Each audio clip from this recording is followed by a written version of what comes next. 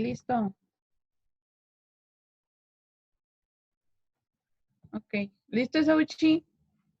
¿Puedes empezar a grabar?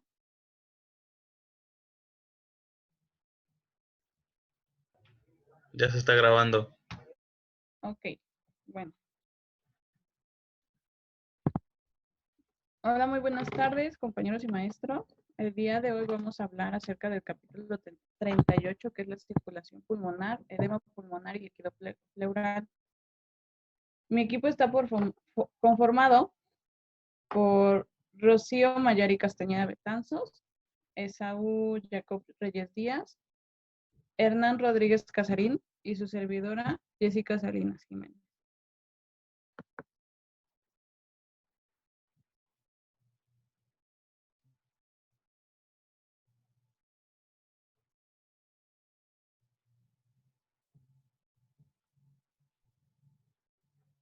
Bueno, este tema tiene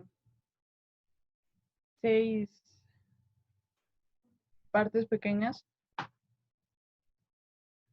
las cuales son anatomía fisiológica del sistema circulatorio, presiones y volumen sanguíneo de los pulmones, flujo sanguíneo, efecto de los gradientes, dinámica capilar y líquido pleural.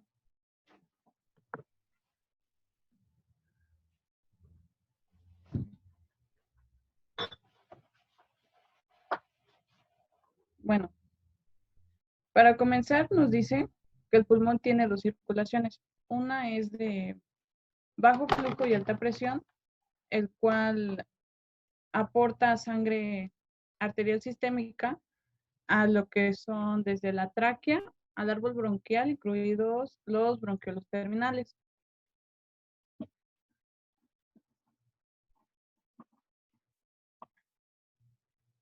El segundo es una circulación de alto flujo y baja presión, que este es el que suministra la sangre venosa a todas las partes del organismo. A los a los capilares alveolares, donde se hace el intercambio gaseoso.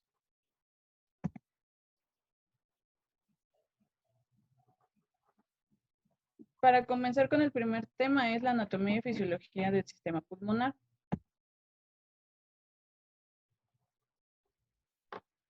Aquí nos explica los 3 diferentes vasos.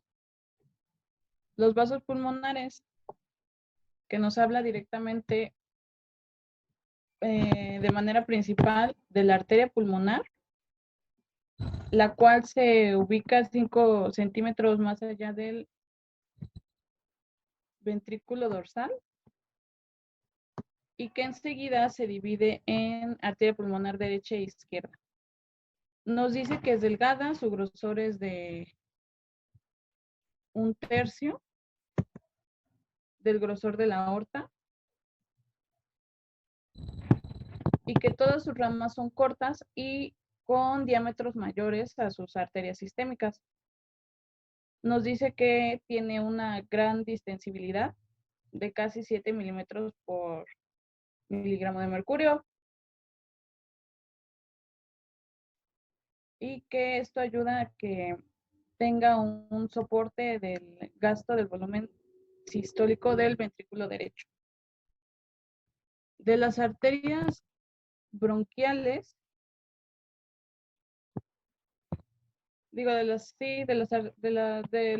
los vasos bronquiales nos habla de las arterias bronquiales, dice que se originan en la circulación sistémica y que aportan del 1 al 2% del gasto cardíaco total. Transportan sangre oxigenada y estas vascularizan todo el tejido conjuntivo, tabiques, bronquios grandes y bronquios pequeños. Y drena hacia las venas pulmonares que dan directamente hacia la aurícula izquierda. Y los linfáticos, que estos principalmente van a dar hacia el conducto linfático torácico derecho, el cual retira parcialmente partículas de los alvéolos y elimina proteínas plasmáticas de los tejidos pulmonares. para así prevenir un edema pulmonar. En esta siguiente diapositiva vemos lo que es el segundo tema, que son presiones del sistema pulmonar. Lo que estamos viendo en pantalla son las presiones de la arteria pulmonar, las cuales son en sistólica 25 milímetros de mercurio, diastólica 8 milímetros de mercurio, media 15 milímetros de mercurio y capital 15 milímetros. Capilar 7 milímetros de mercurio. En la gráfica se observa cómo se observa en la parte de abajo lo que son los valores de la presión de la arteria pulmonar en comparación de la del ventrículo derecho. Se dice que estas dos son similares, aunque la presión del ventrículo derecho cae súbitamente, mientras la presión pulmonar se disminuye de manera más lenta a medida que la sangre fluye a través de los capilares.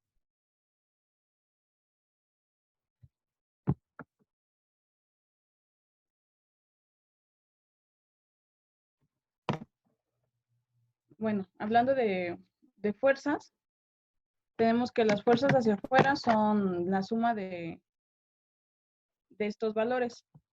La presión capilar pulmonar es de 7 milímetros de mercurio, la presión osmótica intersticial es de 14 milímetros de mercurio y la presión negativa intersticial es de 8. Aquí tuve un pequeño error, pero el total es de 29 milímetros de mercurio. Y su diferencia con las fuerzas hacia adentro es que la presión osmótica plasmática es de 28 milímetros de mercurio, lo que da una presión neta de filtración de 1 milímetro de mercurio. La siguiente.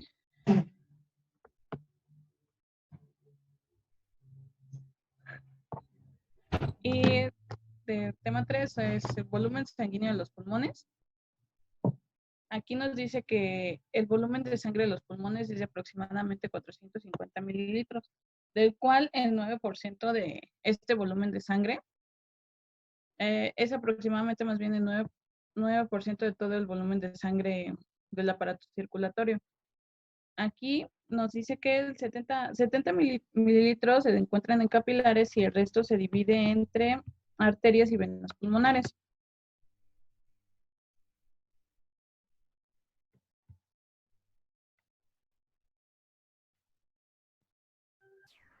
Bueno, por otra parte, empezamos con lo que es flujo sanguíneo a través de el flujo sanguíneo a través de la distribución de los pulmones. Ok. ¿Qué es el flujo sanguíneo? El flujo sanguíneo es, como su nombre lo dice, el flujo de la sangre, sobre todo por los capilares del pulmón, que a su vez lo oxigenan y a su vez también pueden hacer o proporcionar el intercambio de gases. Ahora, el flujo sanguíneo a través de los pulmones es esencialmente igual al gasto cardíaco. ¿Eso qué nos dice? Que el gasto cardíaco va a ser igual a la porción de sangre que entra a los pulmones para el intercambio de gases en la hematosis en los capilares pulmonares. Bueno, sabiendo esto, entonces se sabe o se tiene la idea de que el intercambio se da siempre y cuando hay un equilibrio neto entre el gasto sanguíneo y lo que llega a los pulmones. Entonces, va a haber un equilibrio entre el gasto sanguíneo y también con el volumen sanguíneo. Ahora, cuando disminuye el oxígeno alveolar, que es el oxígeno que se encuentra en los capilares de los alveolos, va a causar una hipoxia. Esta hipoxia, a su vez, va a ser determinante que la capacidad neta disminuya menos del 70% o lo que es igual a un 73%, a un 73 milímetros de mercurio de presión de oxígeno. ¿Esto qué va a causar? Va a causar algo que se llama el sistema de control automático para distribuir el flujo sanguíneo. Esto lo que va a hacer es constreñir los capilares alveolares, es disminuir su radio. ¿Para qué? para que el flujo sanguíneo se distribuya a las zonas más aireadas de lo que son los alvéolos. Entonces, siempre va a buscar la optimización de ese oxígeno. Como es poco oxígeno, este se va a tratar de distribuir lo mejor posible hacia los capilares alveolares que estén funcionando de mejor manera. Ok, esto es el principio de control y distribución del flujo sanguíneo en los pulmones. En el torrente sanguíneo a nivel sistémico es al contrario. Cuando hay una disminución de oxígeno, los capilares se dilatan, no se contraen. Entonces este flujo sanguíneo en los alvéolos es esencialmente especial, sobre todo porque es un mecanismo para tratar de compensar la hipoxia tisular. Ok. El siguiente tema son los efectos de los gradientes de presión hidrostática de los pulmones sobre el flujo sanguíneo pulmonar regional. En pocas palabras, esto de presión hidrostática de los pulmones sobre el flujo sanguíneo nos expresa que hay dos tipos de presiones. Va a estar la presión capilar alveolar y va a estar la presión de aire alveolar. ¿Esto qué nos quiere decir? Que la presión de aire alveolar va a ocasionar la constricción de los vasos alveolares. ¿Por qué? Porque la presión hidrostática del aire alveolar es mayor que la presión sanguínea alveolar en distintos puntos de los capilares alveolares. Ahora, este mismo concepto de presión hidrostática nos va a dividir en tres tipos de zonas. La zona tipo 1, la zona tipo 2 y la tipo 3. En la zona tipo 1 hay una ausencia completa de lo que es el flujo durante el ciclo cardíaco. ¿Por qué? Porque en esta zona la presión del aire alveolar es mucho mayor a la presión capilar alveolar. Entonces, los capilares se van a constreñir tanto que no va a haber un flujo sanguíneo. Se puede observar en esta imagen, la zona 1 es donde hay una completa constricción casi del capilar alveolar. Ahora, en la zona tipo 2 va a haber un flujo sanguíneo intermitente. ¿Por qué? Porque solamente va a estar dado en los picos de la sístole. Acá nos podemos dar cuenta que el flujo sanguíneo durante los picos va a estar completamente abierto en su casi totalidad y durante otra parte del ciclo cardíaco se va a constreñir porque la presión del aire alveolar va a ser mucho mayor que la presión sanguínea alveolar. La zona tipo 3 es la zona donde existe un flujo continuo. Lo podemos observar claramente en la imagen. Siempre en la zona tipo 3 o mientras no tenga patologías, el paciente va a existir como tal un flujo continuo porque la presión del aire alveolar va a ser menor a la presión del capilar alveolar. Ahora, el flujo sanguíneo en la zona tipo 1. ¿Cuándo sucede esto? Solamente son anormalidades o son situaciones anormales o patológicas de una persona. Generalmente va a ser cuando hay una presión arterial sistólica pulmonar baja. ¿Qué quiere decir esto? Cuando la persona está erguida y tiene una insuficiencia cardíaca, ya sea congestiva, ya sea insuficiencia cardíaca del lado derecho o izquierdo, va a haber una disminución de la presión arterial sistólica. Entonces, ¿qué va a pasar? Va a haber como tal un flujo intermitente, continuo, puede ser de cualquiera de los dos. También puede suceder mediante lo que viene siendo en la pérdida grave de sangre, en una hemorragia extremadamente grande donde se pierde presión, va a ocasionar el flujo intermitente en la zona tipo 1. Ahora, ¿qué pasa con el gasto cardíaco durante el ejercicio intenso? Generalmente el gasto cardíaco crece, aumenta de 4 a 7 veces el gasto cardíaco normal. ¿Esto qué va a contraer? Para que el pulmón pueda, como tal, mantener una presión moderadamente regular, sin alterar mucho lo que es la función pulmonar, sin alterar lo que es la porción de líquidos en el pulmón, tiene que haber un aumento del número de capilares abiertos. ¿Esto qué quiere decir? Que más capilares se tienen que abrir para dar cabida a lo que es la cantidad de sangre, la cantidad de volumen. Ahora, estos capilares, para disminuir la presión arterial pulmonar, se tienen que dilatar, se tienen que distender, tiene que haber un calibre mayor en estos capilares, y también tienen que aumentar el flujo para no estancar el volumen y no ocasionar un edema pulmonar. En situaciones un poco extremas va a haber un aumento de la presión arterial pulmonar. Ahora, la capacidad de acomodar este gran flujo evita lo que es prácticamente el edema pulmonar. Por otro lado, en este mismo tema tenemos lo que es la presión auricular izquierda. ¿Qué pasa cuando se eleva? Generalmente la presión de la aurícula izquierda es de 1 a 6 milímetros de mercurio. Pero ¿qué puede pasar? En los cambios notables pueden ser desde los 7 a los 8 milímetros de mercurio, y va a dar esto un aumento de la presión arterial pulmonar moderadamente leve, casi igual al aumento que hay en la presión de la aurícula izquierda. Ahora, ¿qué pasa cuando hay una insuficiencia cardíaca izquierda? Cuando por completo ya se diagnostica o se tiene comprobado que es una insuficiencia cardíaca izquierda, la presión de esta aurícula va a subir inclusive hasta los 40 o 50 milímetros de mercurio. ¿Qué va a contraer con esto?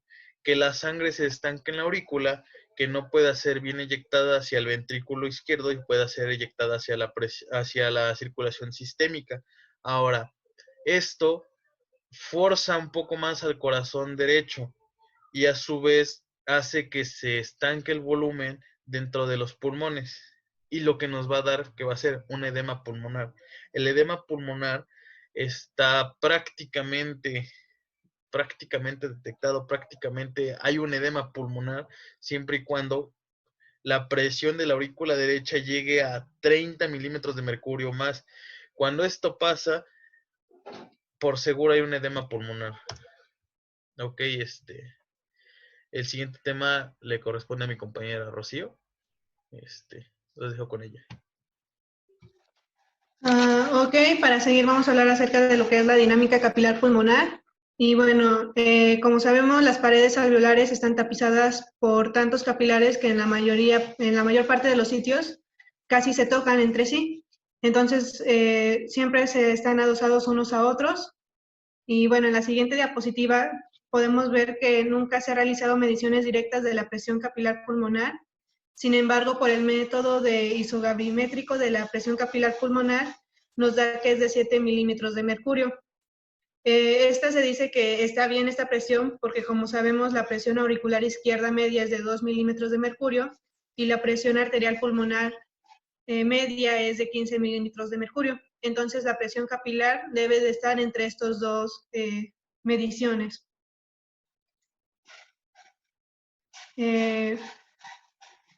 Tú tienes el control. Ok, gracias.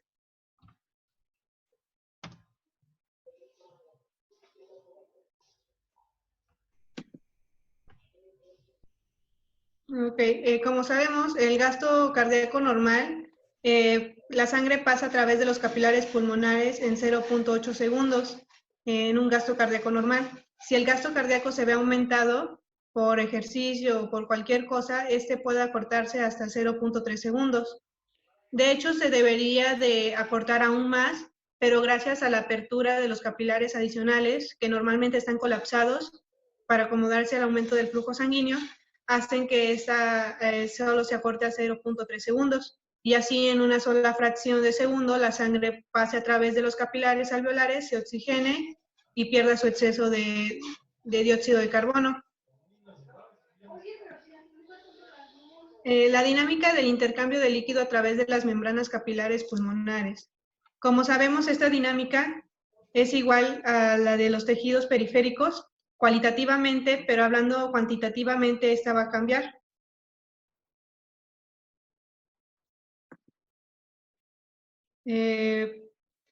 Su presión.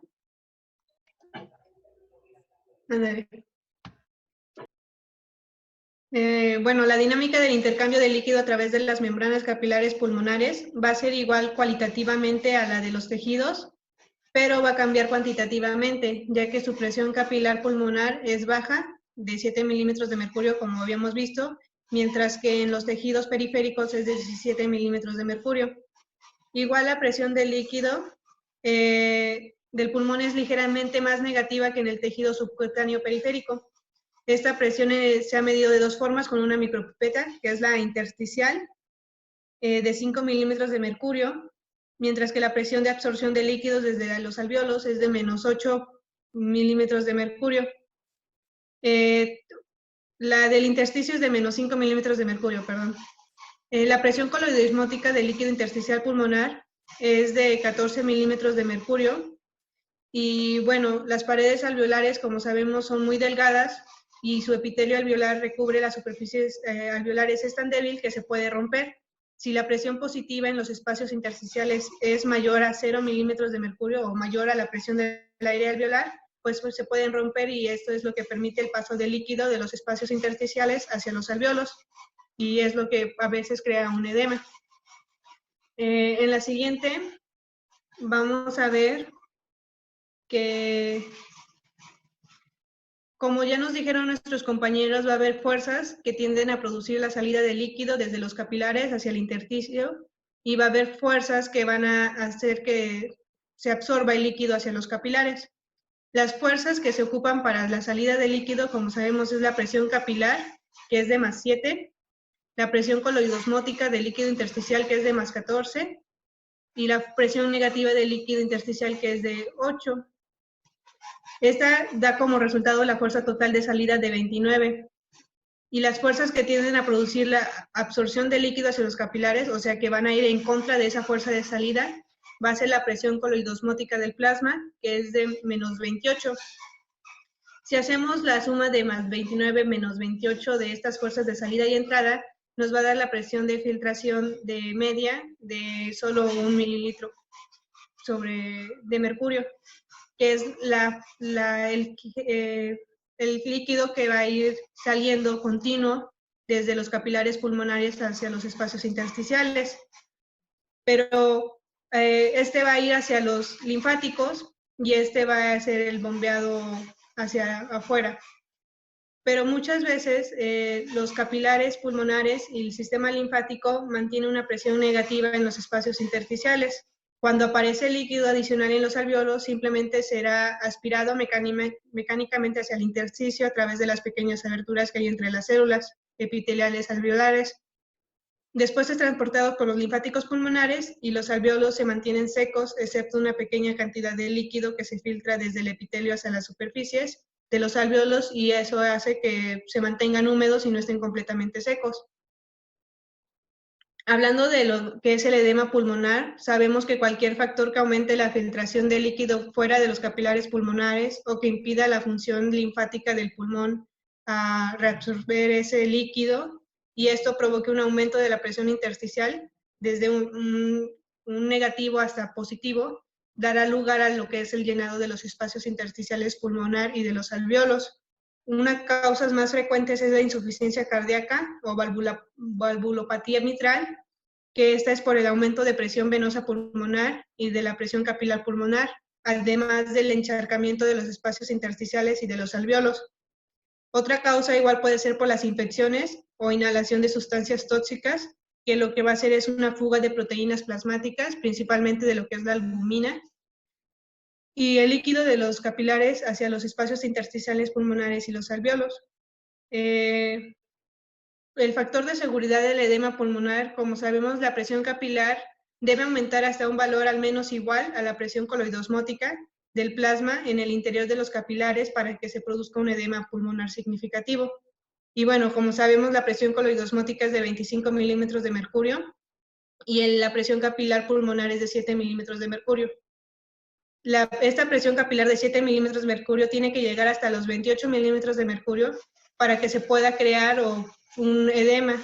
Entonces, por lo tanto, tiene un factor de seguridad de 21 milímetros de mercurio, donde la persona puede ser controlada antes de que llegue el edema de hasta los 28. Este factor de seguridad agudo es de 21 milímetros de mercurio. Hay otro factor de seguridad que es en trastornos crónicos, cuando son mayor a 2 semanas, y esto es porque los vasos linfáticos van a aumentar su capacidad, es decir, van a aumentar su absorción a más de 10 veces de lo normal que lo hace. La presión capilar debe aumentar hasta al menos un valor igual a la presión coloidosmótica. Y bueno, la rapidez de la muerte es cuando la presión capilar pulmonar aumenta por encima del factor de seguridad, o sea, aumenta más del 21 milímetros de mercurio que se debe, y este hace que haya un plazo de 20 a 30 minutos para que la presión aumentada de 25 a 30 milímetros de mercurio llegue a una muerte. Entonces, el nivel de factor de seguridad está aumentado y esto pasa, por ejemplo, en las patologías como es la insuficiencia cardíaca izquierda aguda, de la presión capilar, que aumenta hasta 50 milímetros de mercurio. Y bueno, esto puede producir una muerte en menos de 30 minutos de aquella persona por un edema agudo de pulmón. Y bueno, esto sería todo por mi parte. Y seguimos con mi compañero Hernán. Acerca del líquido en la cavidad pleural, es el sexto subtema de este capítulo.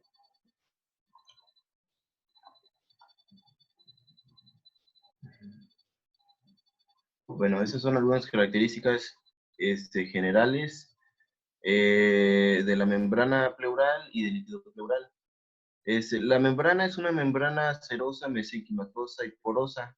El líquido pleural es de característica mucoide, que esta característica mucoide está dada por la presencia de proteínas que van desde el líquido intersticial hacia el líquido pleural.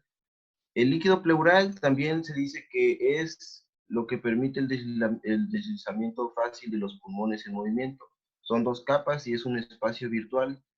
En las ilustraciones se muestra más grande de lo que en realidad es, pero en realidad va de unos 25 a 30 mililitros en ambos pulmones. Y bueno, otras generalidades son de los linfáticos.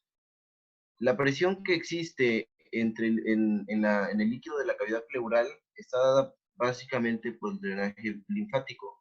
Ese drenaje va de la cavidad pleural hacia el mediastino, hacia la superficie superior del diafragma y hacia las superficies laterales de la pleura parietal.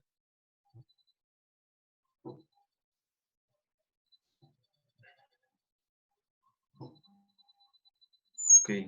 Bueno, la presión negativa en el líquido pleural. Se dice que los pulmones tienen una tendencia a colapsar que se mide en milímetros de mercurio y es de menos 4 milímetros de mercurio. A su vez, las mediciones reales han demostrado que la presión habitualmente, la presión intrapleural, es de unos menos 7 milímetros de mercurio. Debe ser superior a los menos 4 milímetros de mercurio, pero esto es habitualmente en el periodo de la inhalación. En la parte derecha de la imagen podemos ver una representación gráfica de estos momentos de la inspiración. Se toman como aquí se maneja una respiración de 500 mililitros, es una respiración de un adulto en reposo, y se toman como dos segundos para una inspiración y 2 segundos para una expiración. Aquí podemos apreciar la variación de las presiones que va desde menos 3 milímetros de mercurio, que es menos negativa que la presión de colapso pulmonar, hacia menos 6 milímetros de mercurio, aunque algunas literaturas dicen que es de menos 7. A su vez, también podemos observar que hay un retroceso en la presión alveolar con respecto a la presión intrapleural. Eso se debe a que el volumen torácico, cambia más rápido de lo que fluye el aire. Por eso hay un retroceso de 1 segundo en relación con la presión alveolar. También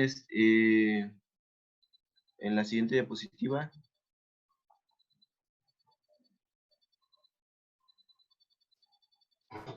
Ok, derrame pleural, acumulación de grandes cantidades de líquido libre en el espacio pleural. Bueno, esto básicamente es un edema, como ya lo habíamos comentado. A ese derrame pleural se denomina edema de la cavidad pleural. Este edema tiene 4 causas, que ya las tratamos de igual manera. Son bloqueo del drenaje linfático, una insuficiencia cardíaca que puede ser un aumento de la función de bomba cardíaca derecha. Esto deriva en una presión mayor en el pulmón y un menor drenaje pulmonar, un descenso en la función de bomba cardíaca izquierda. También una marcada reducción en la presión osmótica coloidal del plasma que permite una transsudación excesiva de líquidos. Básicamente, estos edemas son un traslado de líquido desde el espacio intersticial hacia el líquido pleural. También se puede dar por infecciones o cualquier otra causa de inflamación de las superficies de la cavidad pleural, que aumentan la permeabilidad de las membranas capilares y permiten la salida rápida tanto de proteínas plasmáticas como de líquidos hacia la cavidad.